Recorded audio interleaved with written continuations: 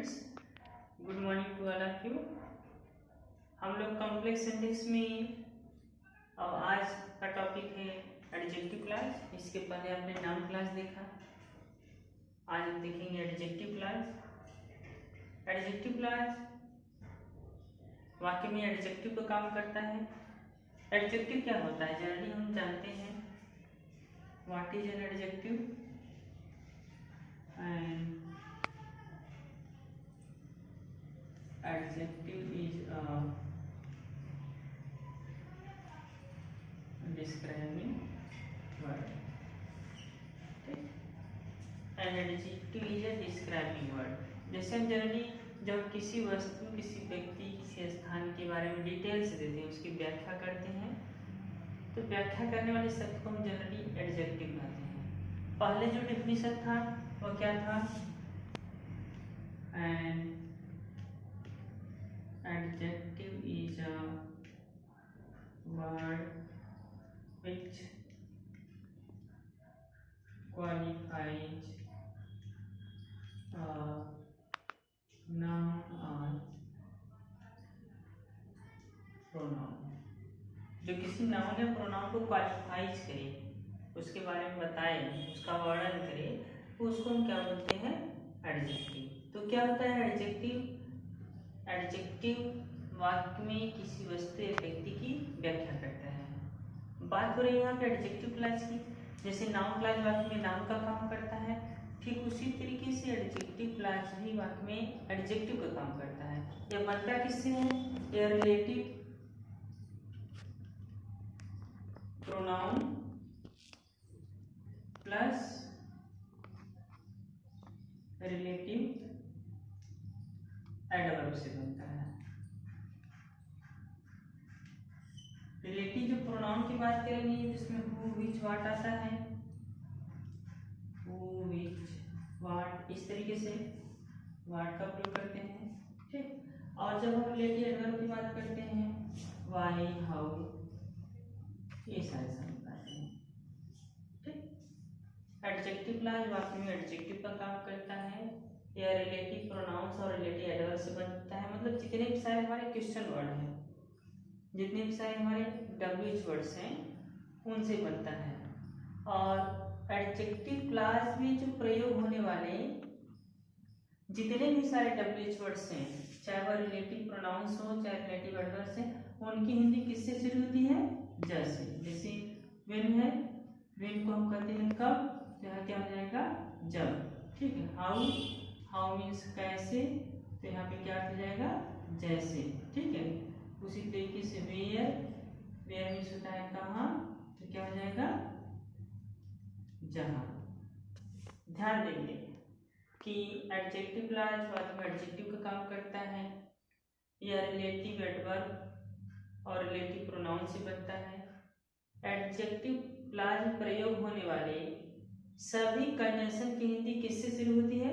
ज से शुरू होती है, ठीक। और यह अपने अर्थ को प्रकट करने के लिए किस पर निर्भर रहता है?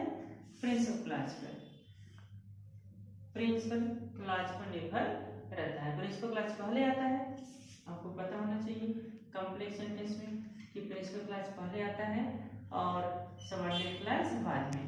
तो पहले भी मैंने बताया था कि हम देखते हैं कि हमारा जो सबऑर्डिनेट क्लास होता है, आपने लिखा है डिफिनेशन में कि इसका अपना कोई वजूद नहीं होता है, इसका अपना कोई अर्थ नहीं होता है, या अपने अर्थ को व्यक्त करने के लिए किस पर निर्भर रहता है? Principal class. तो इसी तरीके से जो आपका एडजेक्टिव क्लास है, वाक्य में एडजेक्टिव का कार्य करता है और एडजेक्टिव क्लास में प्रयोग होने वाले कंजंक्शन की हिंदी ज से शुरू होती है और यह भी अपने अर्थ को व्यक्त करने के लिए प्रिंसिपल क्लास पर निर्भर होता है, ठीक। इस तरीके से अब हम लोग देखेंगे कि एडजेक्टिव क्लास में जो प्रयोग होने वाला कंजंक्शंस है उसका कुछ मीनिंग जानेंगे और फिर देखेंगे कि कैसे उसका प्रयोग होता है, ठीक है। एडजेक्टिव क्लास में प्रयोग होने वाले कंजंक्शंस तो इस तरीके से दो कॉलम बनाएंगे। कुछ एग्जाम्पल्स लेंगे यहाँ पे। कंजंक्शंस हो गया, उसका क्या मीनिंग आता है बन करके, है ना, यही इसमें ध्यान देना है। जैसे जैसे मान लेते हु आ गया, जो या जिसने, ठीक। मेन आ गया जब, इसका अर्थ है जब। वेयर आ गया जहां। हुज आ गया जिसका या जिसकी, ठीक है। उसी तरीके से हाउ आ गया जैसे, ठीक। इस तरीके से हम देख रहे हैं कि जितने भी सारे हमारे डब्ल्यूएच वर्ड्स हैं, कुछ एग्जांपल्स मैंने यहाँ पे लिया, उसकी हिंदी जैसे शुरू होगी। हु की बात करेंगे तो किसी व्यक्ति के बारे में बात होता है। जब हम किसी प्राणी के बारे में बात करेंगे, किसी हम व्यक्ति के बारे में बात करेंगे, तब हम देखेंगे कि इसकी हिंदी जैसे शुरू होती है। हु का प्रयोग लिख सकते हैं प्राणी के लिए। हाँ, प्राणी कौन होगा? कोई सजीव होगा। और जब किसी वस्तु के बारे में बात होगी तब व्हाट, विच का प्रयोग करेंगे। विच का प्रयोग करेंगे किसी वस्तु के लिए। वस्तु क्या होगा? निर्जीव होगा, ठीक है। इस तरीके से ये दोनों में ही अंतर है, यहाँ पे ध्यान देंगे। हाँ, कि जब किसी प्राणी की बात होगी तब हु का प्रयोग करेंगे, जब किसी वस्तु की बात होगी तब हम किसका प्रयोग करेंगे? विच का प्रयोग करेंगे। दूसरी बात, जब किसी समय की बात होगी तब इसके लिए हम वेन का प्रयोग करेंगे, जब अर्थ होगा, ठीक है। जैसे I know the time when you come to me, मैं समय जानता हूँ जब तुम मेरे पास आते हो। उसी तरीके से I know the place where you live, मैं वह स्थान जानता हूँ जहाँ तुम रहते हो, ठीक है। उसी तरीके से हुज का प्रयोग होता है। I know the man, I know the name of the man whose book is this, मैं उस व्यक्ति का नाम जानता हूँ जिसकी किताब है, ठीक है। उसी तरीके से हाउ, जैसे, जैसे का मतलब I know that how you do this, ठीक, जैसे तुम यह करते हो मैं जानता हूँ। किसी मेथड की बात होती है, किसी मैनर की बात होती है, तो मैनर और मेथड के लिए हम किसका प्रयोग करते हैं? हाउ का प्रयोग करते हैं। उसी तरीके से विच का प्रयोग होता है। कुछ एग्जांपल्स इसमें, जैसे कि this is the watch which I found last night, यह वही घड़ी है जो मैंने पिछली रात को पाई थी। तो ये तो हो गया एडजेक्टिव क्लॉज। और एडजेक्टिव क्लॉज के अंतर्गत आने वाले कंजंक्शंस, एडजेक्टिव क्लॉज के अंतर्गत कंजंक्शंस कौन आते हैं और उसका अर्थ क्या होता है। अब इसका हम प्रयोग देखेंगे, इसका प्रयोग कैसे होता है, यूज। ये बहुत ही रिमार्केबल चीज है। दो चीजें पता हो गई, एडजेक्टिव क्लॉज क्या होता है, एडजेक्टिव क्लॉज के अंतर्गत कंजंक्शंस कौन सा आते हैं और उसका हिंदी अर्थ क्या होता है। कैसे इसका प्रयोग करेंगे वाक्य में, एडजेक्टिव क्लॉज के अंतर्गत आने वाले कंजंक्शंस का कब होता है, देखते हैं। इसका प्रयोग हम कैसे करेंगे, जब दिए गए वाक्य में किसी एक वस्तु या व्यक्ति के बारे में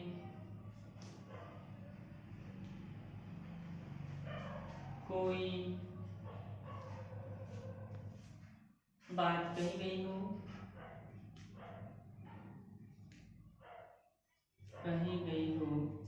और दूसरे वाक्य में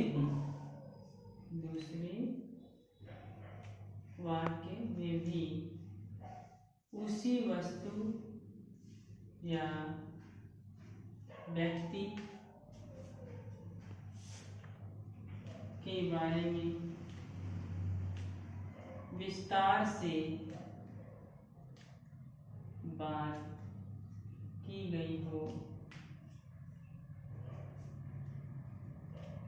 तो इसमें एडजेक्टिव क्लॉज का प्रयोग करते हैं। ठीक है, दो वाक्य होंगे तो दोनों वाक्य में एक वस्तु के बारे में बात की गई है और उसी वस्तु या व्यक्ति के बारे में दूसरे वाक्य में ही बात की गई है, लेकिन कैसे बात की गई हो, विस्तार से, डिटेल में। तो हम किसका प्रयोग करते हैं, एडजेक्टिव क्लॉज का प्रयोग करते हैं। ठीक है, चूंकि अब हम जानते हैं, लिख सकते हैं यहाँ पे, चूंकि हम जानते हैं कि एडजेक्टिव क्लॉज वाक्य में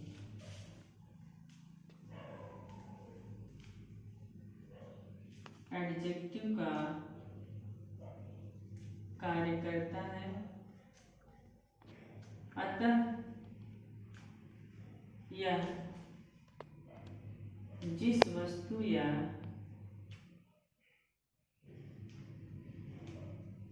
व्यक्ति के बारे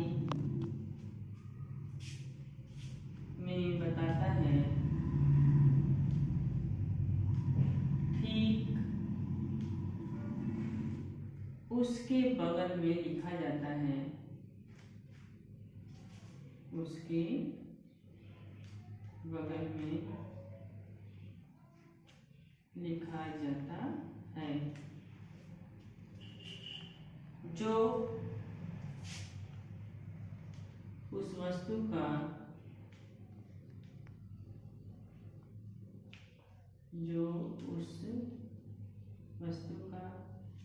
एंटीसीडेंट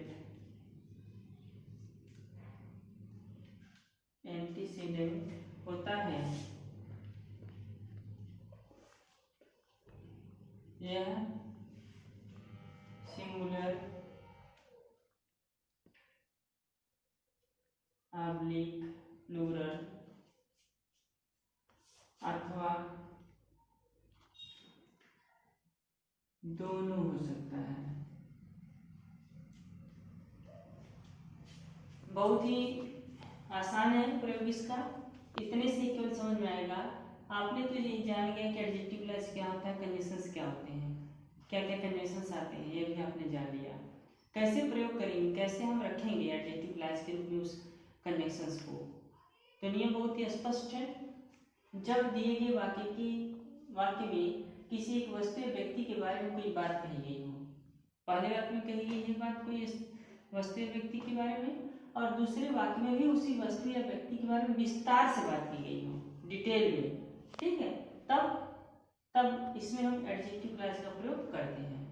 ठीक है, चूंकि हम जानते हैं कि एडजेक्टिव क्लॉज वाक्य में एडजेक्टिव का काम करता है, तब आता है जिस वस्तु या व्यक्ति के बारे में बताता है, जिस वस्तु या व्यक्ति के बारे में व्याख्या करता है, ठीक उसके बगल में लिखा जाता है जो उस वस्तु या व्यक्ति का एंटीसीडेंट होता है। ठीक, कहते हैं या तो क्या हो सकता है, या तो सिंगुलर हो सकता है, या तो प्लूरल हो सकता है, या तो क्या हो सकता है, दोनों हो सकता है। ठीक है, अब कल इसमें हम एग्जांपल्स बताएंगे कि आने वाले टर्म पर कि एडजेक्टिव क्लॉज के अंतर्गत कैसे हम प्रयोग करके उस कंडीशन का प्रयोग करते हैं। Okay, thank you.